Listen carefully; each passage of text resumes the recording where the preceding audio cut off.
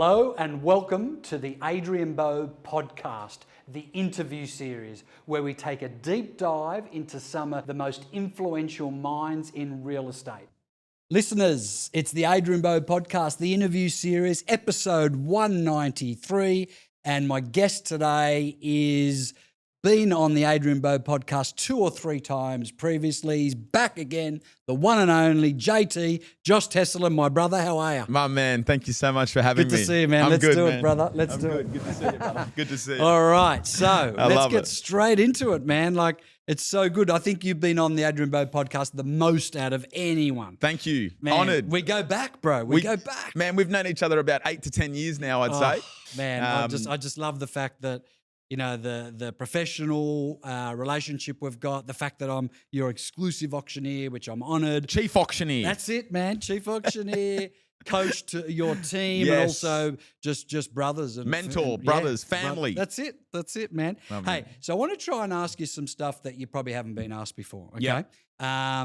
Now, my interview style's quite different to many others, and I know you did one last week, and that was great. Some really good content on that, man. So Thank it was you. really, really cool.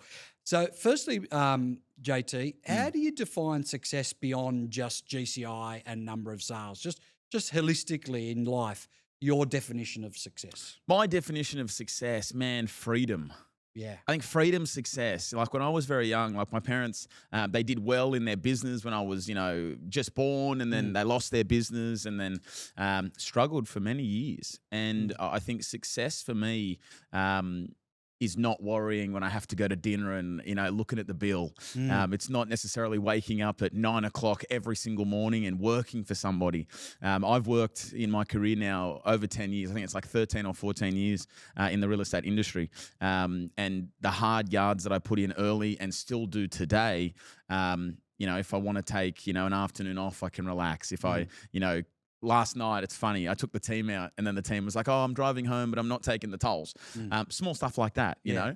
I don't have to worry financially anymore. Freedom in terms of if I want to see my family, I can. I can also help my family as well. My sister, my mother-in-law, when they ever need something, whether it's financially short-term or long-term, I can be there. Yeah. So I suppose why do we do this and what's my goal and what's my success is being able to help people, Yes. whether it be financially or whether it be myself, just feeling free. That's got a price on it. And as I said, the price is hard work, and that's one of the big things that my success has given me. Great. And do you think, having a child now and beautiful Sophia as a wife, that all forms part of like success, quote unquote? Of course, there's so many factors to success. Like you can, have trophies, you can have, GCI awards, you can have plaques, you can have kids, you can have houses, you can have investment properties. I got a really healthy investment portfolio, which I'm proud of. One thing about me, and I suppose the industry in real estate, you can make a lot of money, but what do you do with that money? Yeah. Like, are people pissing it up against the wall? They're doing drugs, they're going to party, they're going overseas, they're going on holidays. If that motivates some people, all the best. What motivates me is, as I said, financially free. I get to support my family, my wife, my son.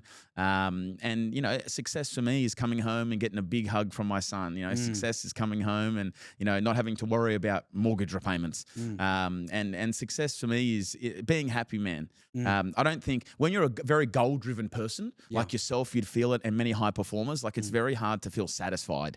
Like when I won number 1 3 years ago in Ray White, I was in the moment, I was so happy, I was like, yep, I've done it, number 1 in the company. And then the next day it was back to work. And then that was 2022. And then 2023, I didn't win number 1 for GCI. And then I had a goal to win it again in 2024. And then I came back, broke the record, won every single category: listing, sales, volume, GCI, principal, overall performer, international. There wasn't a category that I did not win. which was great. And then the next day, it just hit me. I'm like, well, I've got to do it again. And here we are, 2025. Broke the record again for GCI. We're coming up to the awards, and it's coming to the end of financial year again. So we'll be up on stage together, brother. We'll be on stage together, mate. Best in the world, There's baby. daylight between you and the rest of the crew. Best in the world. No one's on this level. Yeah. And yeah, I'm proud that so many people have come along the journey with me. So yeah, there's so many facets to success, personally, professionally, and it's hard for someone that's very goal-driven to actually sit back and smell the roses. But in small moments, we get to enjoy it together. So they're the moments that we cherish. Awesome. I think that's why we get on so well, JT. Like we're both born birthdays and born in April. It's true. Aries. Yeah. The best. We're both had parents who have had failed businesses. Therefore, our drive and our motivation is trying to move away from failure rather than moving towards success. 100%. If that makes sense. I think we share that.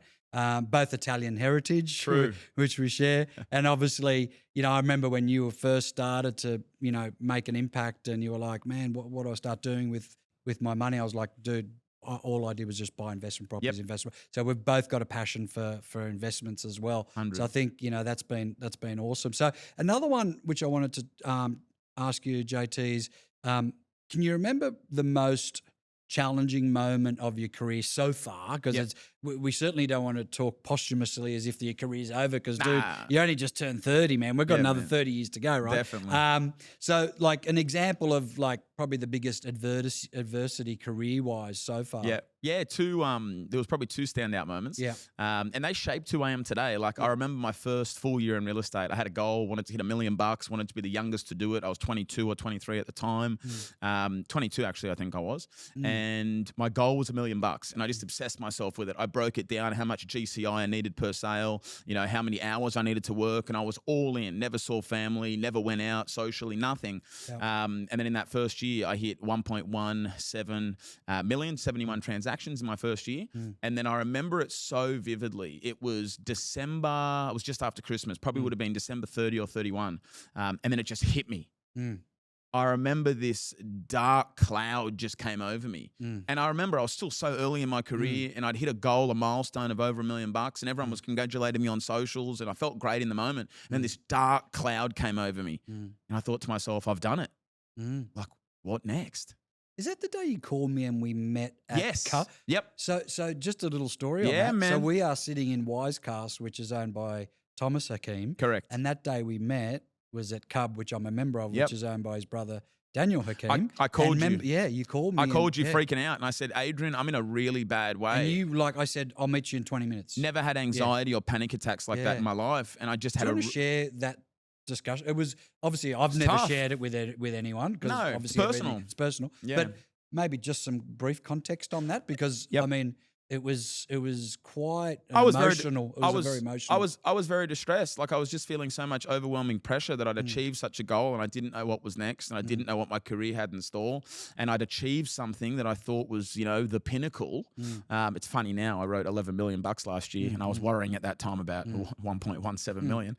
But at the time, it felt like a lot of money and a lot of pressure and I'd achieved it and I just didn't know what was next. And I started to just freak out mentally. And I was a very young kid at that point, had a lot of money, didn't know what to do with it. Came to you and I said, Adrian, I'm not sleeping. I've got hot flushes. Like I'm feeling so much pressure. I've got panic attacks. I'm anxiety ridden. Sophia didn't know what to do. My mum didn't know what to do. And then we basically just sat down, we breathed it out. Yes. You gave me some really good advice in terms of setting new goals and what's next and what can you achieve beyond this. And recognizing 117 was great, 7-8 years ago. But, if you want to make a real name for yourself, like let's aim a bit higher. And it was a turning point for me in my life. And I think the thing that got me out of it was, and this is always the case, listings fix everything. Yeah. And when you're winning so much, it's great. But when you're losing, that gives you motivation to come back and do it again. And there was a competitor in my marketplace at the time. And I remember, not that I took my foot off the gas, but I just wasn't as hungry because I'd achieved my goal. Jan Feb, I wasn't cruising. I was still working 7 days, but I just wasn't as ruthless. And this agent, he started to get listings over me. And I'll never forget it. I'll share a story. I was in a cul-de-sac and I was at an open home across the road, and I did an appraisal for a house across the road like a week before. And the owner, said, mate, 100% we're going with you, JT. Just give us a week to think about it. I'm doing an open home across the road, and the next thing I know, the agent, my biggest competitor at the time, that's now no longer in the industry, he moved to Queensland or something, and he was a good agent for what he was, and he was across the road doing an off-market open home at the listing that I was promised. I thought, what the fuck? I said, I can't believe I've lost this. I called up the vendor. I said, hey guys, like there's another agent out the front. What's going on? And he goes, Josh, we decided to go with him, a little bit hungrier. And then it hit me. I was like, I'm not going to lose. I know what I can do, and I got to snap out of this funk. And listings fix everything. And I went on a big listing tear, and when you've got a great listing, it gives you more energy and more motivation, and I set really lofty goals, and I got out of it. Probably to answer the question as well, the second thing was obviously I talked about on many podcasts when I got sacked. Like that was a moment. I remember you called me as well. Had to, man. Like I reached out to you and just maybe a few others, and I said, hey, got sacked, got mortgages, just bought a brand new supercar R8, and a house, and a mortgage, and I said to myself, I didn't prepare for this. Like I was gonna leave, and I had a plan to move on, but all sort of happened quite suddenly, which was the best thing. When you cut the cord and rip the Band-Aid off, and when you start fresh, and I say on many interviews or podcasts, when you're on zero and you start from nothing, that's like you're at ground zero. You get to rebuild the castle. You get to come back from nothing. You get to prove it to yourself. You get to prove it to competitors. You get to prove it to your community. You get to prove it to your family. And I love coming back from nothing. And that's what I did. And I really flew. I was released from the cage that I was in. And the emancipation of Josh Tesolin. Yeah, mate. Came back better than ever. 2.0. That's it. So that were the two moments that were really tough, but they shaped who I am. It's very human of you, because I recall both of those conversations. Then the first one when we did meet, it was a combination of things, which I recommended. It was like one. Part of it has to be physical. So you recall I referred you to a doctor. We did the blood tests, and we did do that. And there were a few supplements and things in Bondi, which we got you on. And the second thing I was like, Dr. Elstein. Yeah, that's it. Michael Elstein. That's him. The great man. The great man. Shout out to Michael Elstein. Yeah, he's the boss. And then I think I shared that story with you around how in the 60s when Buzz Aldrin and Neil Armstrong went to the moon, and both of them came back suffering from clinical depression. It's did tell me where that. do you go from going to the moon after that? So it was very common. So I think it was a combination of sort of mental and physical at the time for you. But I think and I've made it very public that I've suffered from anxiety and depression. And I'm ambassador for the Black Dog Institute. So I had those references, and I'm older than you, and I shared that these things, this is just part of doing business and part of life, and but it's very sobering and modest and humble of you to share that as well. The other thing is given, like, obviously we've been doing auctions, together for quite a while, and we've been averaging, well above the national clearance rate, which for this calendar year and late last year was around that 60%. We've been averaging around 80, 85, sometimes 90, 100%. But in the last couple of weeks, we've been doing like more consistently with the national average around 60, 65. Correct. So and that's just, that hasn't got anything to do with our process, because our process never deviates, right? No. But there's been distractions, like, whether it's, and they're not excuses, but there's just been some objective challenges, whether it's Anzac Day, Easter, election, Mother's Day, sort of stuff, rate cuts, all this sort of stuff, right? So when the market is competitive as it is now, when it shifts, what mental and emotional shifts do you need to make, or have we made in these last few weeks? Mental and emotional shifts. The first thing is you got to realize that no one is 100%. Yeah. Like a lot of people obsess themselves. I've got 5 auctions. I've got to sell 5 out of 5, or I'm a failure. I'm a fuckwit. Yeah. That's not the case. Like we pass in a lot of properties. Yeah. And sometimes it's strategic pass-ins. Yes. We know there's a buyer who's potentially waiting for finance that's prepared to make a better offer post-auction.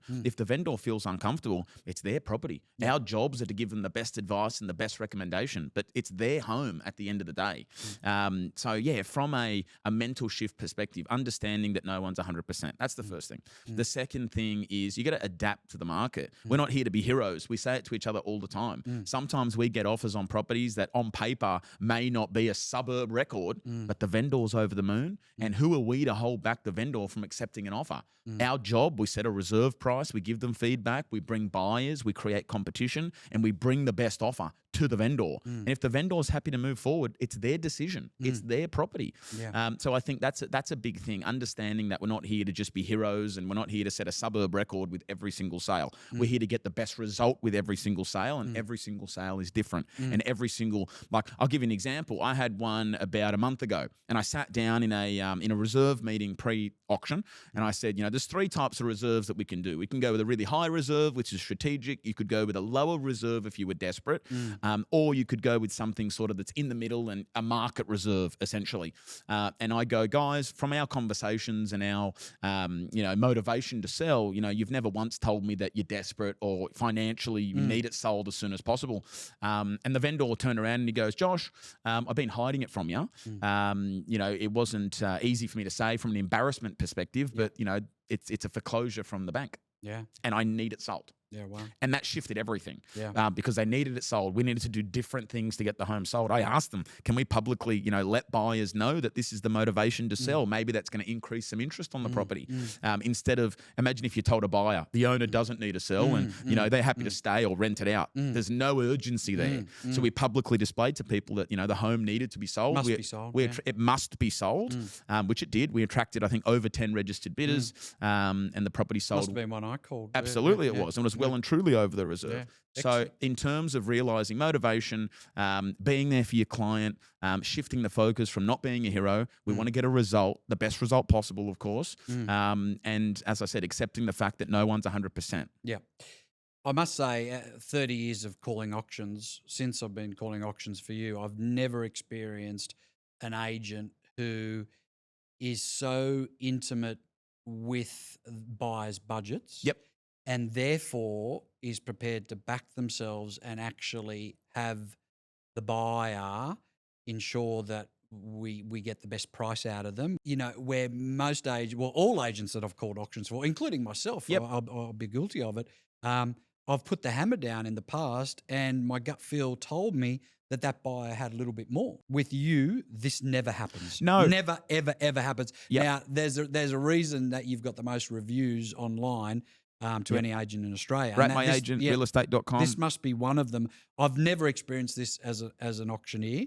What motivates you to do that? Because most agents would just get it sold, and the difference in commission is negligible, right? Mate. So why do you do that? How often do I say to you, Adrian, let's press pause right now. Let's press pause. Let's chat to the vendor. And I'm happy to. Let's have a bit of a strategy, always. And that's unconventional. Initially it was foreign to me, I must admit. Absolutely. But I'm like, now I'm on board because I'm like, I've seen what's possible. Without a doubt about it.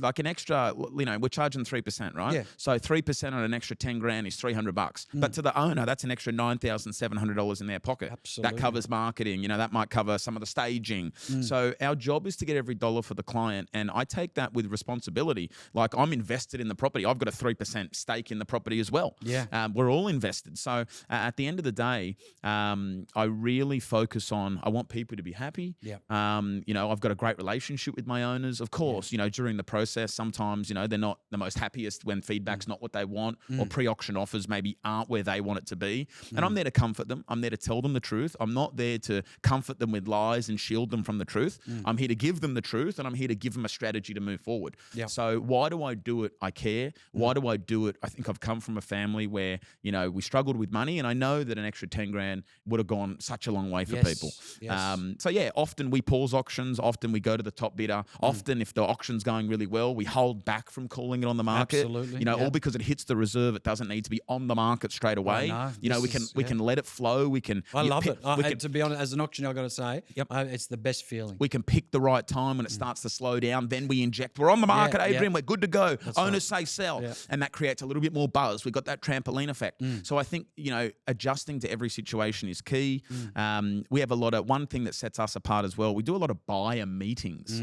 A lot of buyers, vendors are frustrated that sometimes they can't sell. Sometimes buyers are frustrated that they can't buy. So what we do is we sit down with buyers, and it's basically like a reserve meeting for the buyer. This is part of the coaching that we went through a couple of years ago. When we first started doing auctions. And we've implemented that. How many, we're not a buyer's agent. We work for the vendor, but the buyer plays a big role. We still have to have them there as 50% of the transaction. Absolutely. So what we do is we sit down with the buyer and we ask them, what's your budget? What are you comfortable to go to? Increments a bid at auction. Do you have a building? Do you have a pest? Do you have an upfront strata report? Are you comfortable to make a first bid? What are you going to do if it hits your budget and another buyer goes 10 grand above? Are you happy to miss it? An extra 10 grand over 30 years is $6.40 a week or less than 90 cents a day. Are you prepared to lose it for that? What's your absolute worst case scenario? If you don't buy this, what else are you comparing to? We're forensically identifying budget and strategy for these people. So when the auction starts, nothing's worse, and this never happens at our auctions, Adrian. You always have got an opening bidder ready we to don't go. need to tempt them with champagne saying first There's been bid, a conversation champagne. already. Absolutely. Many conversations.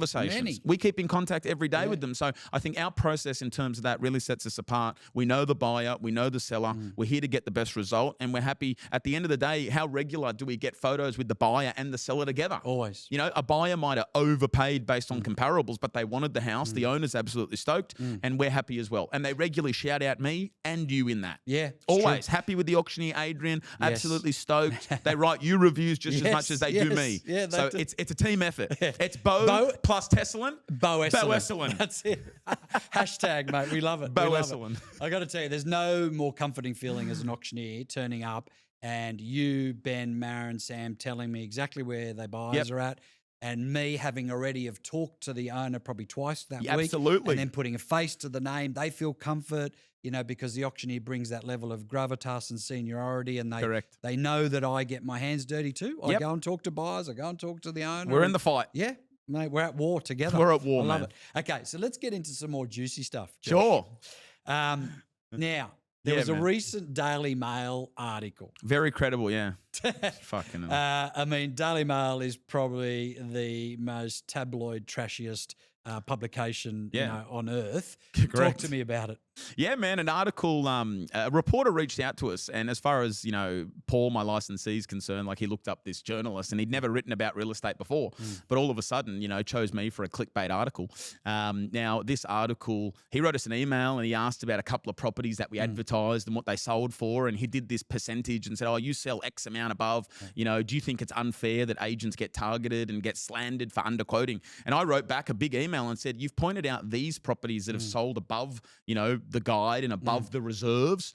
And we explain, whenever we sell a property as well, this, Adrian, if it sells substantially above the guide or above the reserve, we justify it. Yeah. We've got a form that says we had 24 registered bidders. Yeah. There was intense competition, very low stock on the market. We can't hold people back from spending money at the end of the day. We're very transparent in terms of we give a guide based on vendors' instructions, comparable sales, market trends. If we get feedback well above the guide, we adjust the guide up. Yep. If we're getting a lot of feedback below the guide and no one's coming to the open homes for 3 weeks, we'll revise the guide to meet the market. Yep. That's our job, to review the price. That's our obligation.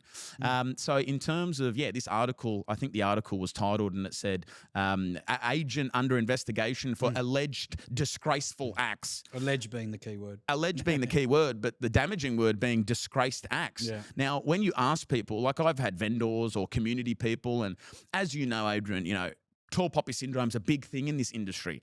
That's another thing we share, Josh, is tabloid articles about us. Obviously, I've been You've through had plenty as well, man. I've had my fair share years ago. We went through that together 6 years ago as well. Absolutely. And, people, if you read the article, it had like a little disclaimer at the end, Josh has not been convicted of anything. This is alleged. Now, this investigation, if you put that in quotations, we've been investigated.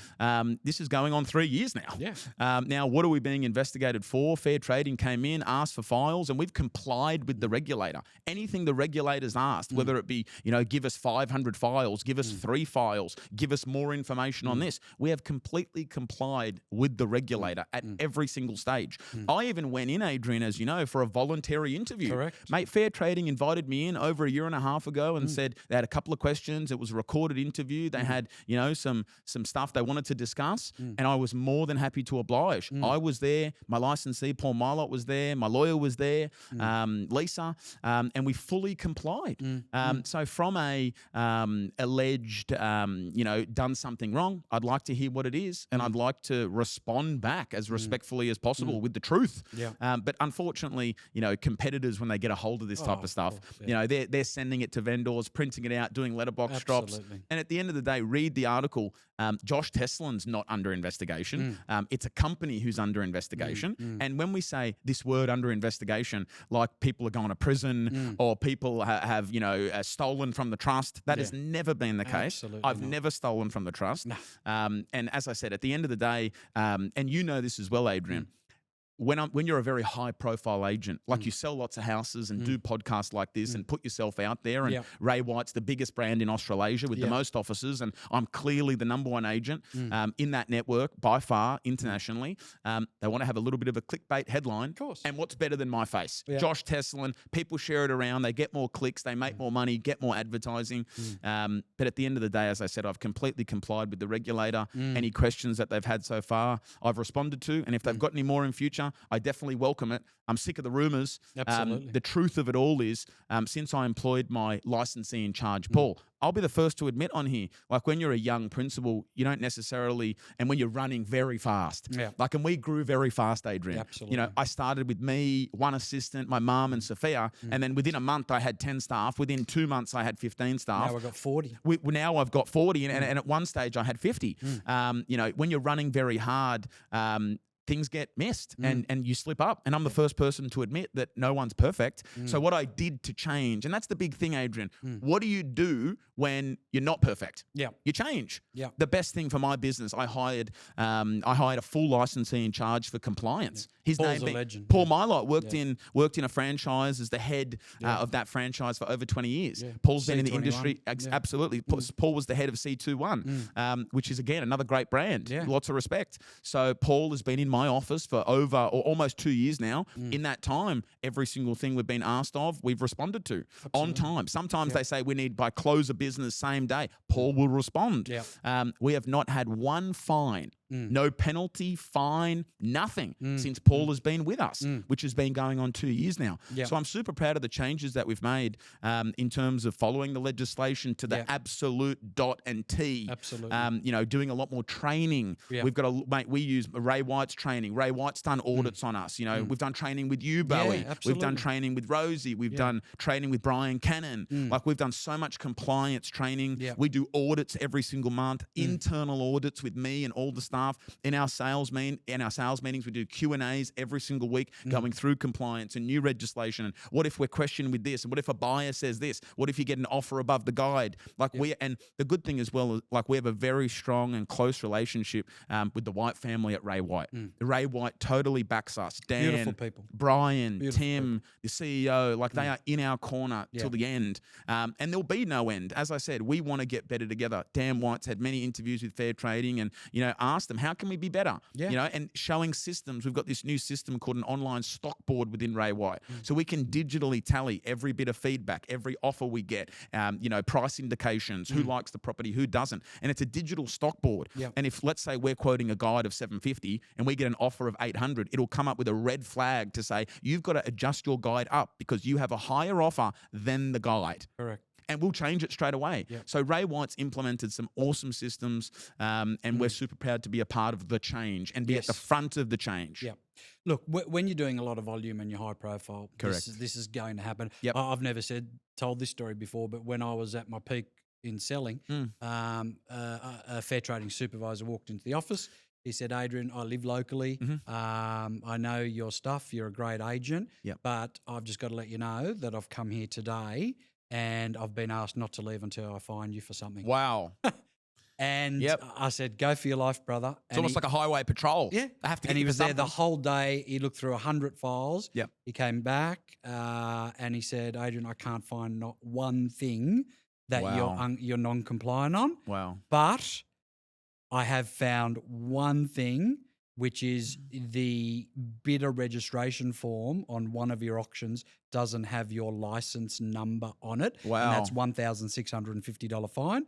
And therefore, I'm going to meet my instructions, and I'm going to find you that. Yep. And I said, dude, I'm happy to pay it because, mate, that's nothing nefarious, nothing duplicitous. And I said, that's just an administrative error. And frankly, I said, I didn't even know that was part of the legislation, and I'll change it. Good moving learning forward. experience for you. Yeah. And we've all made small mistakes like that. If you walked into any office, whether it be high profile or they're not, going to find something. you will find something, whether it's clerical, whether it's intentional, whether it's non-intentional. There's so many, like, there was an article a month ago prior to my article that had 5 agents that actually got fined, that actually got proven that they did the wrong thing. Yeah. Mate, there was no press about that. But you put Josh Tesolin out there, bang. Or Adrian Bo. You put Adrian Bo out there, mate. When you're a high profile, it just comes with the territory, unfortunately. But you know what? 6 years ago, I had like 6-7 months, like almost weekly, you know, of bad press for different issues. But at the end of the day, look, the tall poppy syndrome is rife in Australia, unfortunately. In America, it's different. Everyone cheers success in America. It's so different, man. But you know what? Like, I don't need success from strangers. No. I don't need congratulations from, the person at the coffee shop. Correct. I need support from my family. I want to enjoy success with my family. The close ones around me who I consider, they might not be blood, but they are family to me. Absolutely. And they're the people that I want to enjoy this ride with. I'm not here to entertain people that don't know me and I don't know them, and I need to please everybody. That's impossible, and that's not my objective or prerogative. What my psychologist said, which I shared with you, was people that know you and like you will not reinvent their opinion of you. Correct. And the people that don't know you and don't like you, don't give a shit about him. You know what I mean? Oh, mate, 100%. Like, I had some internet troll. Mate, funny enough, he's another agent at a not a competing office, they're in a different area. But, mate, what he did, he went and screenshotted the article and copied and pasted it and sent it to all of my staff members and goes, get out now. Now's your time to leave. The ship is falling. You know, they're drowning. It's over. Mate, what a fucking idiot, firstly. Secondly, just shows more about him than me. And it's a compliment. I'll take the compliment, because man. You know what? You're living in their head rent free. Mate, I'm rent free in their head, and I couldn't give a fuck about that bloke. Yeah. So, Speaking of staff, Josh, like obviously, we've been on the journey together for a while, man, and we've had some staff members in the office who you were extremely generous to. Yeah. Giving Rolexes and taking them out for dinners and whatever. Yeah. And, frankly, they've taken the piss. Absolutely. They've left, they've taken the piss. And I remember one said to me, you gave him a $30,000 Rolex watch. And this guy, I mean, we're not going to mention names, obviously. Nah, man, we'll be respectful. But he couldn't rub $2 together. And he said to me, Bowie, mate, I could wipe my ass with that $30,000 watch, right? I could buy 10 of those. And I thought to myself, what a goose. What an absolute goose. I remember calling you and we just had a laugh. And then obviously ended up leaving and he's doing even worse today. What's the deal with these? I mean, obviously your retention, as I said to you, has been excellent anyway, right? But people are going to move on for different reasons. We've all moved on, Bowie. You've worked at multiple brands. I was at 26 years at McGrath. Exactly. And you went to Ray White, G. Farah in between. That's right. Same with me. Like I've worked for 3 different offices and brands within my time. Yeah. But why are these guys throwing grenades on the way out? Because unsure, man. Yeah. You know what? Like, how do I say it? Jealousy? Maybe. I don't know. Like, I never competed with people in my office. Like, I'm in my own lane. You gave them so many leads, dude. I remember. I mean, for sure. No, not one of them that has left has done better or even close to what they were doing. 100%. And look at the numbers don't lie. I mean, numbers don't lie. They're very public, man. Yeah. But at the end of the day, I keep my head high. I kept myself to a standard when I was a principal. I kept them accountable. I had very strict KPIs. Every single month, I had report cards, listings, how many you sell, average commission, how many auctions you need to do. And I'm very proud that I supported my staff. A lot of the agents that started with me had no market share. We'll share a current, staff member that's with us that's absolutely tripled his business since he worked with me. Sam Yazdi. Mate, I'm doing 2 auctions for him tomorrow. Mate, the Persian Prince. Mate, Sammy I will love tell doing you, auctions for Sammy. Sammy's been in the industry for going on 15 years now, right? Life has just changed. Sammy was writing 600,000 and could never beat 600,000 all his career. That was his best year, and he always did $600,000. Mate, Sam did 2.5 million. Yeah, 2.5. And that's unbelievable. Now, is it because Josh Tesolin's come in and totally revolutionized his business? No. Am I taking the credit for Sam? No. At the end of the day, I've helped him in terms of systems, in terms of prospecting, in terms of leveraging, in terms of self-marketing, in terms of pushing him, report cards, and just being there for him. And I've been there for all of my staff members. At the end of the day, people, when they move on, like lots of people say, oh, why did people leave? People leave for a host of reasons. Totally. Change your market. They want to go to a new brand, mate. And I've made it public. I don't want to own businesses with other people. I don't want to open up 10 offices and have partners in businesses. That's not my flavor. That's not my vibe. I've always wanted to have one business that's really good, doing well, people working with me and for me. But I've got no intention of opening up 6, 7, 8, 9, 10 offices. Unnecessary. That's not my thing. Overheads are one thing. Spreading yourself too thin's another thing. I like my area, and I'd rather be a master of one than just an average Joe in 10. So that's not my vibe, not what I want to do. So people who want to chase their dreams and have their own rent rolls and bring up their own agents, all the best, man. Why agents leave? As I said, like you can earn a lot of money and success in one office, but not everyone wants to work 6, 7 days. Correct. Not everyone wants to be held accountable that you have 3 bad months and then essentially you're out in my office. You have 3 really shit months and don't hit your KPI. The penalty is you're out. And there's been people that have been faced with that and have left before the gun was shot. And there's been people that just couldn't deal with the pressure, or people that wanted a different, more relaxed lifestyle elsewhere. And if that's what they want, all the best. And the current team is completely embracing that. Without a doubt. And I've got a new, a new wave of staff. Like I've got Ronald Ramirez in my office. Mate, Ronnie, he's already sold 37 properties as lead agent in the last 9 or 10 months since he worked with me. Mate, he was barely selling 10 at another office. He had good principles that he was working for, but they just didn't click with him. They wanted Ronnie wants someone who pushes him in his corner, supports him with leads, yes, but also helps him along the process. What happens if a vendor, is stubborn, let's say? What happens if a buyer won't increase? He needs someone who's got experience. Now, people who's got experience, agents claim, I've been in the industry for 30, 40 years. My friend, they sell 30, 40 houses a year. It takes them 10 years to sell 300 houses. I sell 300 plus houses the last 5 years in a row myself. In 1 year, 300 plus sales every single year. So my experience in the current market, in the current times, I've been through elections and rate cuts and rate drops and you name it. Change of brands, everything. Man. I've been through everything. So I suppose my knowledge is pretty good, and I can help these guys. Ronald's doing really well. Sam Yazdi's top 10 in Ray White, salesperson. Congratulations to him. We've got the new wave coming through. Anoop, we've got Sammy Riddell. He'll be an agent in the next couple of years. Jojo. So we're building them up again. And at the end of the day, as I said, people leaving my business isn't a reflection of I'm a shit principal. It's a reflection on they want to do their own thing. I keep my head held high. I did the right thing by people, rewarded them, dinners, Rolexes, advice, took them from nothing, made them into something. And, I wish everybody the best. Yeah. That's the best attitude, man. That's the best it. attitude. I mean, I even look at, the business I was involved with for, quarter of a century. And that's been a manufacturing machine for top agents in the country, McGrath. Yeah, absolutely. And in its day, when I first started in the mid-90s, around late 90s, early 2000s, it was the Chicago Bulls of real estate. Absolutely. Like, that team, it just was best on Killing the it. ground, So but a lot of those people moved on. They opened their own businesses. And John had the same attitude. It was like, hey, as long as they leave a better person than they started, then he was happy both professionally and personally. All the best.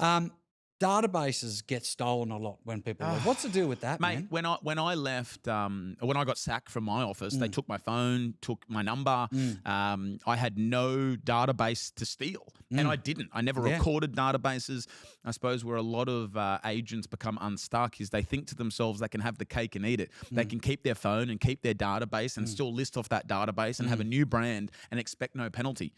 You can't do that. Intellectual property is owned by the business owner. If that Yes. client is, obtained and retained, that's our client through the business.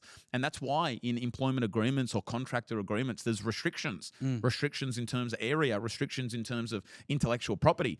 When I left my office, I signed a deed at my old office. I signed a deed of release. If I sold, a property that was on their database, I wasn't allowed to attack their rent roll. I had to pay them a percentage, I think, for like a 6 or 12 month period. I came to a deed of release with my old company.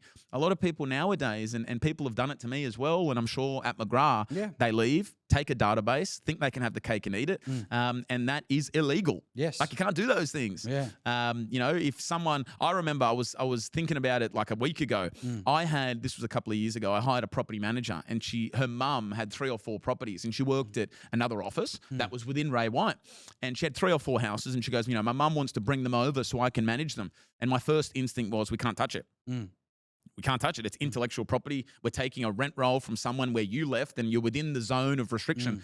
That's not what I'm about. And then she was adamant, my mum wants to bring these properties over. And then I said to myself, okay, I'm going to call the principal. I called the principal and I said to him, mate, how much they cost? And he goes, they roughly cost me about $5 or $6 grand each. I said, great, there's 4 of them, I'll pay for them. And I bought them. I didn't have to. I could have illegally obtained them, gone to court and all that shit. I bought those managements because Right thing to do. it was the right thing to do. The business owner worked hard, hired that staff member, had a rent roll. It's the right thing to do. So, and that's what I've done. Good for If you don't do the right thing, then expect penalties. Yeah, absolutely. Yeah. We both come from European backgrounds and stuff, and we've both experienced racism. Definitely. And 100%. What's the deal with that? Like, why do you think that's the case I don't know, man. in such a multicultural country like Australia?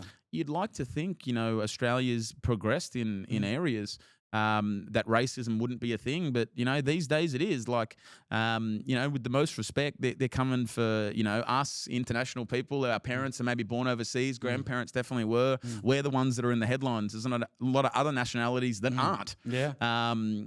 So at the end of the day, some buyers, some vendors, certainly other agents, sometimes I'd go into listings and, whether it be competitors or whatever, they'd say, don't go with that wog, he's not Aussie, you don't want to go with him. Yeah. And that's just uncalled for. At the end of the day, we're all human beings. We've all got certain skill sets. Yeah. You shouldn't be judged, or you shouldn't be the clickbait article just because you're a certain nationality. That's just absolutely ridiculous. Yeah. So, okay, I'll give you an example off the racism topic. Like, let's say underquoting topic, right? So people say, Josh underquotes, and or because Josh had a guide of this and it sold for this, he's a criminal, and fuck him. There's lots of competitors in my markets. Like, there's a competitor recently. I won't name who. Like, I'm not gonna name and shame, but let's look at the facts. We sold a property to them. I think it was like for $970,000. I think it was $978. This was 2 years ago. Market's gone up in 2 years. This property came back on the market for sale. Had a price guide of I think $1 million, which was not even 20, 30 grand more than what he paid. And then it got adjusted the guide to 960, and then it sold for 1,260,000 something like a week later. That's blatant. I know that client. I know what was on the agency agreement. With that agent, they underquoted the property and it sold for ridiculously more than what it was. If you're going to quote an ESP and the market's not there, you revise it. Yeah. If the market's going well, beautiful. If the market's gone really hot, you revise it up. Yeah. All my competitors in my marketplaces, as I said, if you're going to promote a property, do it properly.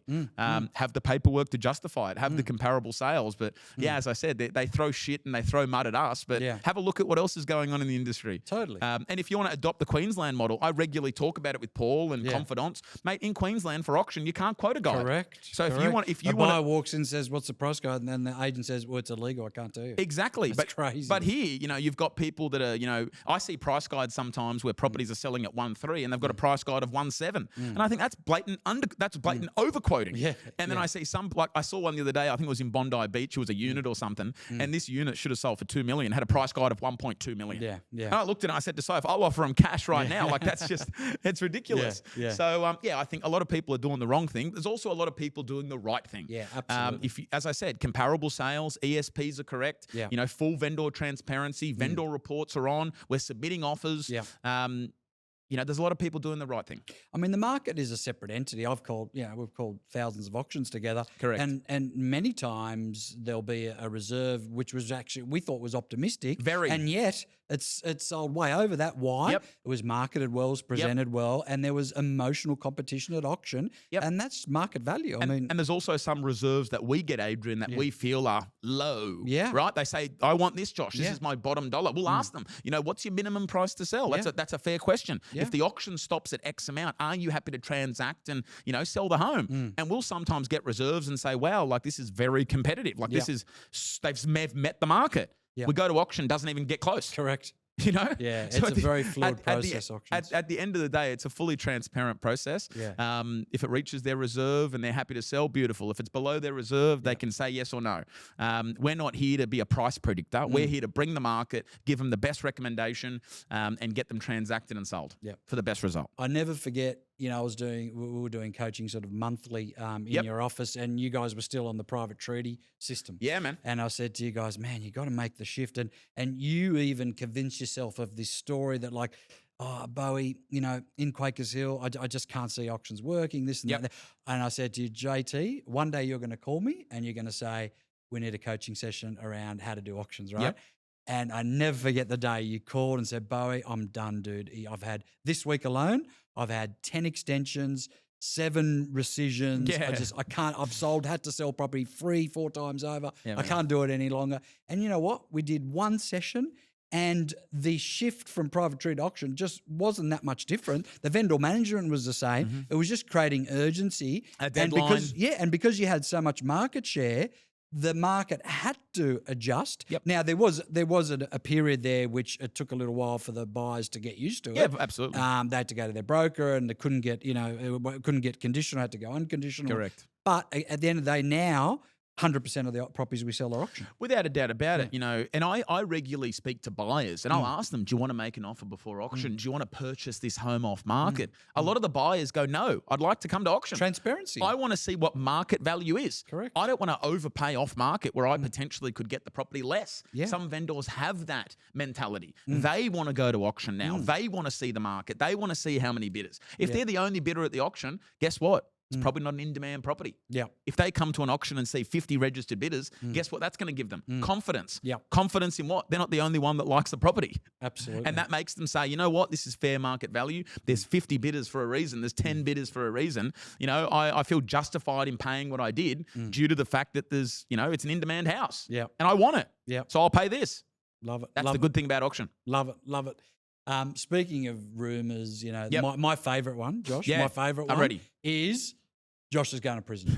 Tell us about that one. Man, that's got to be my favourite one. The boys, it's so funny. Sometimes I come in the office and they play Akon Locked Up, the song. Locked Up. Ben plays it all the time for a laugh. Mate, I am not going to prison. That is the most ridiculous thing. I've never had the police in my office for anything real estate related. Sorry, I did have the police in my office. I park sort of out the back sometimes in a no parking. Right. And the cops once came in and said, please move your car. And I moved my car. I have not taken from the trust. I'm not a rapist. I'm not an abuser. No domestic violence. So as I said, this rumor of prison is generated by competitors. Absolutely. Is generated by the 1% that think they have a voice and think they can be loud and want to try and tear people down. But certainly rumors of prison, news to me, news to you, and completely false. It's incredible. Like, if people really knew how boring our lives actually were. Man. Like, you and I hardly drink. I don't drink at all. 3.5 years, not one drop of alcohol. I rarely drink, as you know. No drugs. I go to bed early. Neither of us have ever taken drugs in our lives. Never. Right? So if people really knew how boring our lives were. Mate, if we had a body cam, we literally make calls all day. We literally speak people off the ledge sometimes, in a very emotional transaction. Sometimes we're counsellors. We're trying to convince buyers to purchase homes. We don't eat lunch regularly. I barely get a chance to use the bathroom. We're coming home so late at night. Sometimes we don't eat. We have to have protein shakes or protein bars in between because the hours are so long. I barely get a chance to go to the gym.